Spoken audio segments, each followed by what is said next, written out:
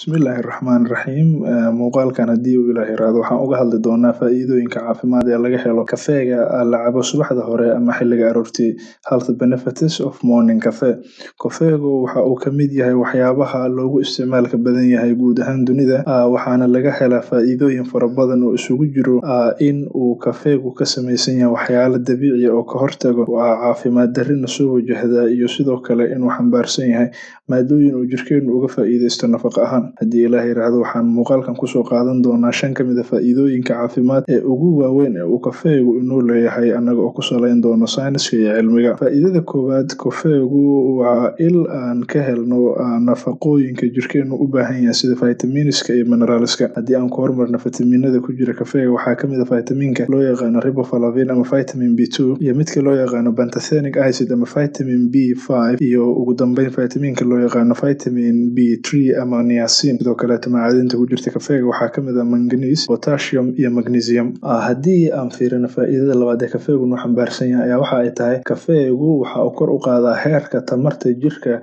iyo firfircoonideena. Waxa uuna keenaa in qofku uu dareemo in jirkiisu uu furfuran yahay ama uu wax badan qaban karo. Waxaa la sheegaa in waxa keena in kafeega uu calaamadaas dadka u keeno amaba ay ka faa'iidaan in ay tahay in uu ka samaysan yahay kafeegu maado loo yaqaano caffeine. Maadada caffeine-ka loo yaqaano ayaa waxa ay tahay maado stimulant ama kiciye ah, ama haddii sida kaleeto loo yiraahdo waa psychoactive substance, ama waa wax maskaxdeena kor u kiciya shaqadeeda, taasoo keensata in jirkeenu uu yeesho firfircooni ka badan tii hore u lahaa. Marka aad cabto koob kafee ah, waxaa dhiiggeena gala maadada caffeine-ka, waxa ayna raacdaa qulqulka dhiigga iyada oo tagta maskaxda. Markay halkaasi tagto ayaa waxa ay joojisaa shaqada neurotransmitter ama maado ka howlgasha maskaxdeena oo loo yaqaano adenosine neurotransmitter, kaas oo ah mid shaqada maskaxda hoos u dhigayay, balse maadaama asigii la joojiyay oo ay joojisay maadada kafeega ku jirta ee caffeine-ka, waxaa kor ee maskaxdu u qaadaa laba maado kale ama neurotransmitter oo loo yaqaano dopamine iyo norepinephrine, waxaana kor u kaca shaqada maskaxda, taasoo keenta in jirkeenu uu helo firfircooni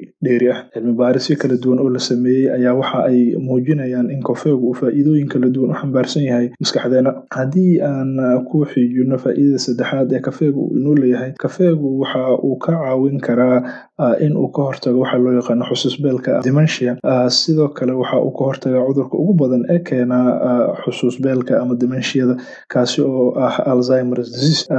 Baaritaano iyo cilmi baarisyo caafimaad oo la sameeyay ayaa waxa ay tilmaamayaan dadka kafeega cabahay in 65% ay yaraato khatarta ay ugu jiraan cudurka Alzheimer's disease. Haddii aan fiirino faa'iidada afraad, isticmaalka kafeegu waxa uu ka hortagaa dhowr nooc oo kansarska jirkeena ku dhaca, khaasatan kansarka saddexaad ee ugu badan ee keena dhimashada kansarka, waana kansarka ku dhaca beerka ee loo yaqaano liver cancer. Sidoo kale kafeega ayaa waxaa cilmi baarisyadu ay caddeeyeen inuu yareeyo halista loogu jiro kansarka ku dhaca mindhicirrada waaweyn ee loo yaqaano colorectal cancer. Cilmi baaris ayaa sheegaysa in dadka kafeega cabahay ay 40% yar tahay halista ay ugu jiraan liver cancer-ka, iyo sidoo kale 15% midka ay ugu jiraan colorectal cancer-ka. Haddii aan u nimaadno faa'iidada ugu dambeysa ee ah midda shanaad, kafeegu waxa uu ku noqon karaa cayil dhime.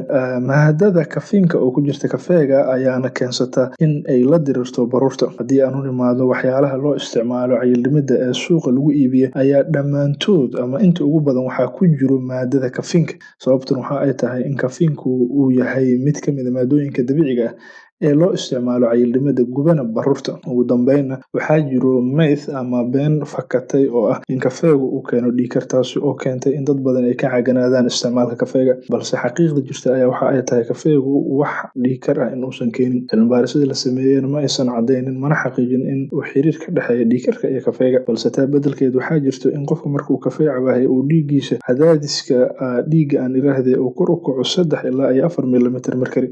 Taasina waxay ka mid tahay waxyaalaha caadiga ah ee normalka ah, mana keeni karta dhiig-kar inuu kugu yimaado.